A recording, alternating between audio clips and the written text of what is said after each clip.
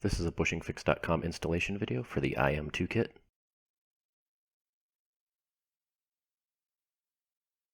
You'll receive 3 pieces in your kit: a bushing, an installation driver, and a retaining cup.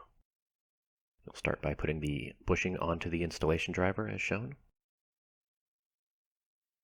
And you'll want to look at your cable end and identify which way the shift lever pin went through.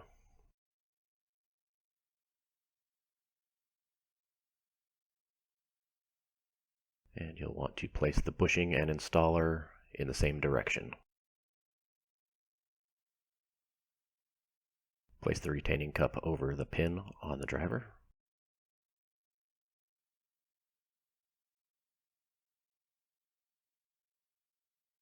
And take some pliers and squeeze it a few times to drive the bushing into the cable end.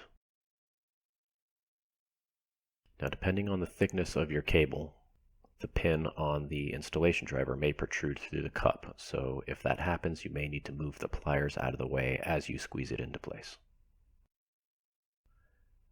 Remove the cup and the installation driver.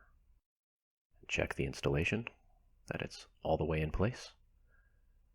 And put your cable and your new bushing back on the shift lever.